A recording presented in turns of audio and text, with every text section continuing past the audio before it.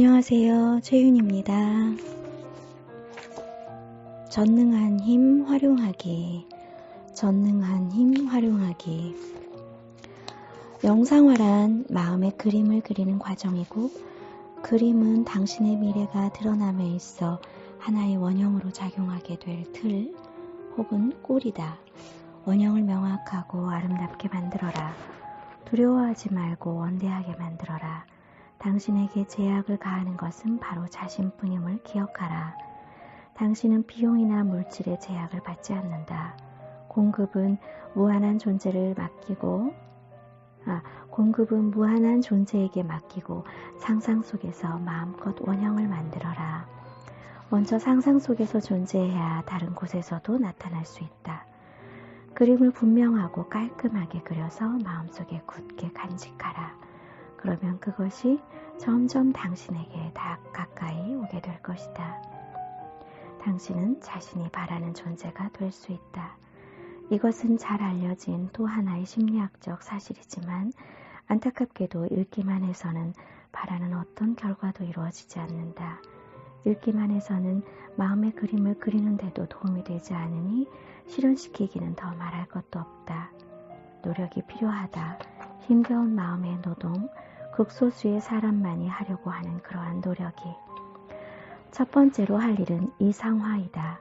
이것은 건축물을 쌓기 위한 밑그림과 같으므로 가장 중요한 과정이다. 튼튼하고 영구적이어야 한다. 만약 건축가가 30층짜리 건물을 지으려 한다면 먼저 도면에 선을 그어서 이를 표시할 것이다. 기술자가 다리를 놓을 때에는 먼저 다리를 구성할 수백만 개의 다른 부분들이 견뎌낼 힘의 강도부터 확인하는 법이다. 그들은 첫걸음을 내딛기 전에 마지막을 구상한다. 당신도 바라는 것을 마음속으로 그려야 한다. 당신은 씨앗을 심고 있지만 심기 전에 무엇을 추수할지 알아야 한다. 이것이 이상화이다. 확실치 않다면 분명해질 때까지 매일 같은 의자에 앉아서 그림을 떠올려라. 점차 떠오를 것이다.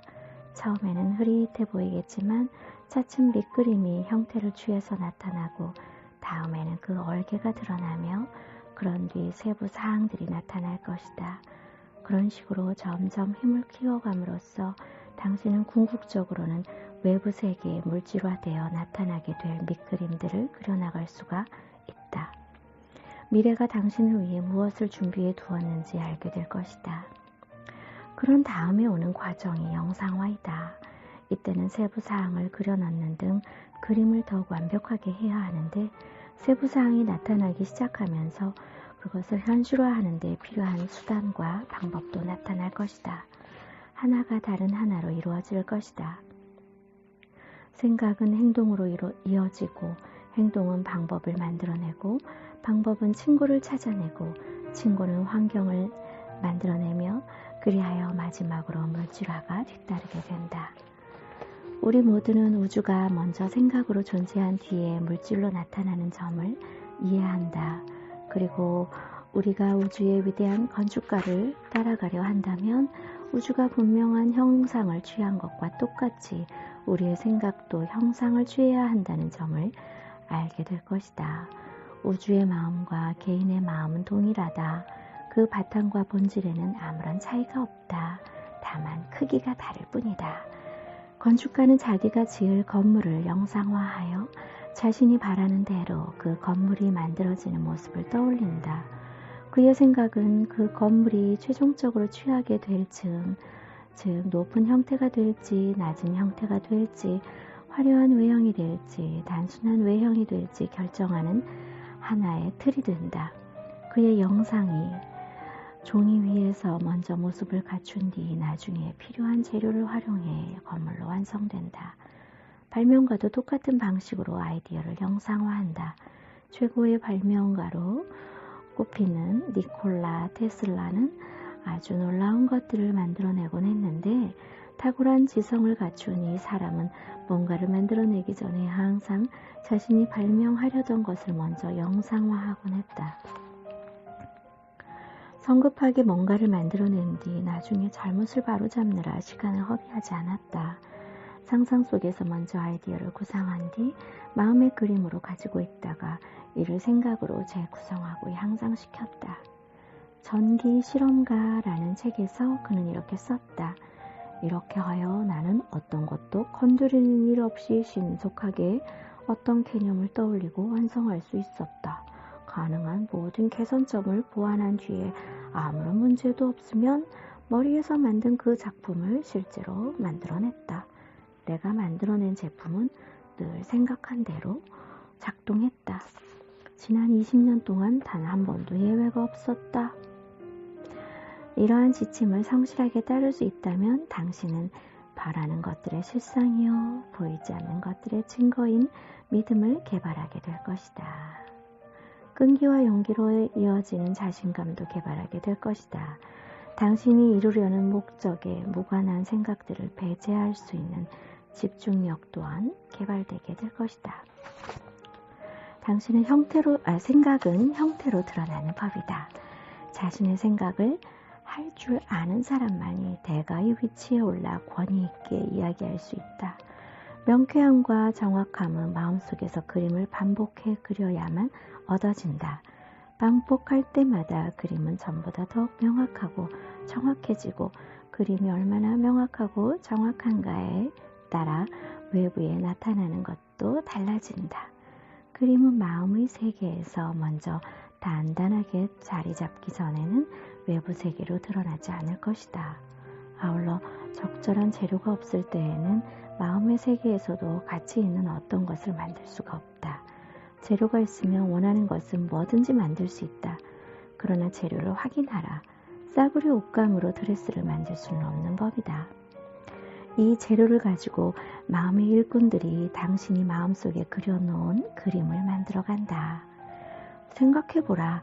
당신에게는 500만도 더 되는 이 같은 마음의 일꾼들이 준비된 채로 기다리고 있다. 일꾼들은 바로 뇌세포들이다. 그 외에 최소한 같은 숫자의 예비 전력이 언제든 필요하기만 하면 즉각 출동할 태세로 기다리고 있다. 생각의 힘은 거의 무한하고 따라서 당신이 원하는 환경을 만드는 데 필요한 재료를 창조하는 당신의 힘 또한 실질적으로 무한하다. 이 수백만의 일꾼 외에도 어떠한 메시지나 제안이라도 이해할 정도의 지능을 부여받은 마음의 일꾼인 세포들이 당신 몸 안에 수십억 개나 있다. 세포는 몸을 창조하고 재창조하느라 항상 바쁘게 움직이지만 그 밖에도 완벽한 성장에 필요한 원료를 끌어당기는 정신적인 활동력도 갖고 있다. 세포들은 다른 생명체들이 성장에 필요한 재료를 끌어당기는 것과 똑같은 방식과 법칙으로 일한다. 떡갈나무, 장미, 백합 이런 모든 것들은 자신을 가장 완벽하게 표현하기 위해서 특정한 재료를 필요로 하는데 조용한 요구, 즉 끌어당김의 법칙으로 그 재료를 얻는다. 가장 완벽한 성장에 필요한 것을 얻는 가장 확실한 방법으로 말이다. 마음의 그림을 그려라. 마음의 그림을 그려라. 그림을 분명하고 확실하고 완벽하게 하라. 굳게 간직하라. 방법과 길이 나타날 것이다. 공급이 수요를 따라갈 것이다. 당신은 제때에 적절한 방식으로 적절한 일을 하게 될 것이다. 진지한 소망은 확신이 담긴 기대를 발생시키고 이것은 다시 굳게 요청함으로써 강화되어야 한다. 이 셋은 반드시 성과를 낸다.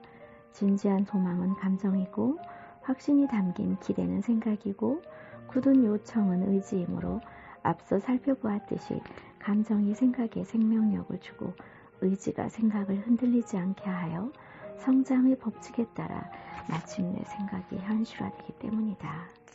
인간이 내부에 그토록 위대한 힘이 있다는 사실이 자신도 모르는 초월적인 기능이 있다는 사실이 놀랍지 않은가? 항상 힘과 능력을 외부에서만 찾으라고 배운 것이 이상하지 않은가? 우리는 내부를 제외한 모든 곳에서 찾으라고 배웠고 이 힘이 나타날 때마다 초자연적이라는 이야기를 들었다. 이 놀라운 힘을 이해하고 건강과 힘, 기타의 조건들을 실현시키려 열심히 아직도 성실하게 노력하지만 실패하는 사람이 많다. 그들은 법칙을 적용시키는 방법을 알지 못하는 것 같다. 이때 대부분 문제는 사람들이 외부의 노력을 기울인다는 점이다. 그들은 돈과 힘과 건강과 풍요를 원하지만 이것들이 결과일 뿐 원인을 찾을 때 비로소 이룰 수 있는 것임을 깨닫지 못한다. 외부 세계에 주의를 기울이지 않는 사람은 오직 진리를 확인하고 지혜를 찾으려 할 뿐이다. 그럼으로써 이 지혜가 모든 힘의 근원을 펼치고 밝혀주리라는 것, 외부 조건들을 바라는 대로 창조하겠다는 생각과 목적 속에 이 지혜가 드러나리라는 것을 깨닫게 된다. 이 진리는 고상한 목적과 용감한 행동을 통해서 표현된다. 외부 조건에 대해서는 생각하지 마라. 오직 이상만을 창조하라. 내부 세계를 아름답고 풍요롭게 만들면 내부 세계는 외부 세계는 내부에서 만든 조건을 표현하고 드러내도록 되어 있다.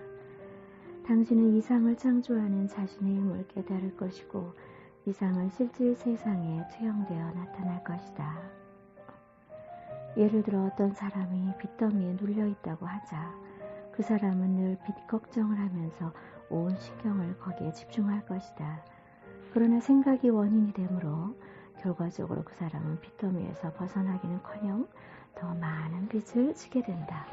그 사람은 위대한 끌어당김의 법칙을 가동시켰고 그리하여 일반적이고 필연적인 결과, 손실이 더 큰 손실을 낸다는 결과를 얻게 되는 셈이다. 그렇다면 올바른 방법은 무엇일까? 원하지 않는 것이 아니라 원하는 것에 집중하면 된다. 풍요를 생각하라. 풍요의 법칙을 어떻게 작동시킬 것인지 그 계획과 방법을 이상화하라.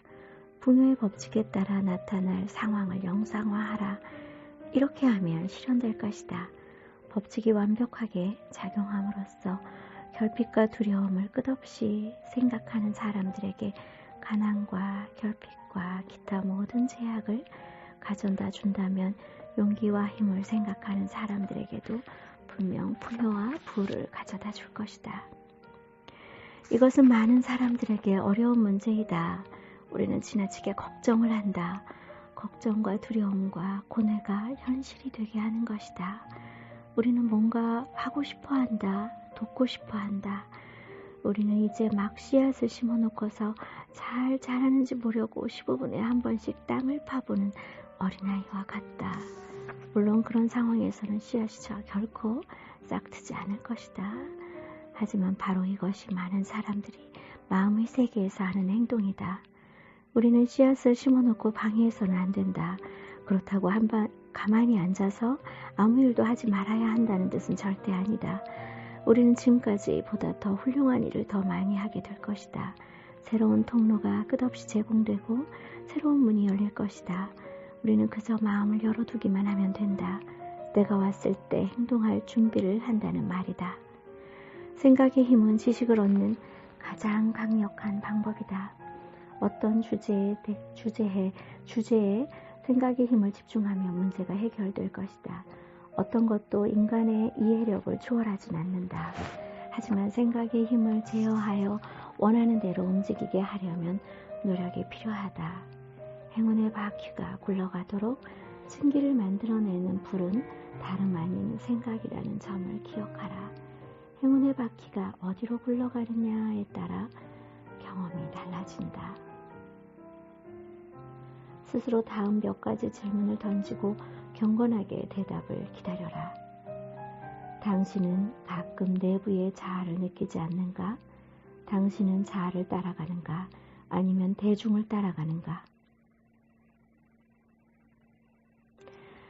대중은 항상 끌려갈 뿐 이끈 적이 없다. 증기, 엔진과 동력 장치, 그 밖에 다른 모든 진보와 발전에 대항한 것은 바로 대중이었다. 이번에 할 훈련은 친구를 영상화하는 것이다.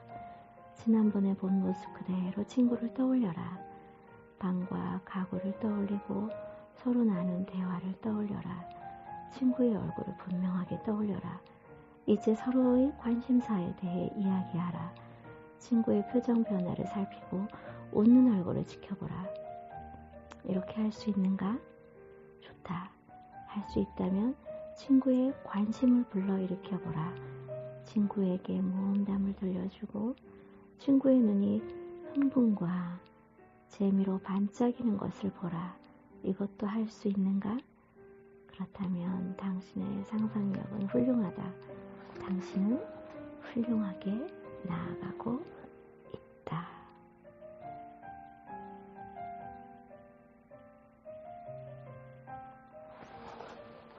전능한 힘 활용하기 7번째 이야기입니다.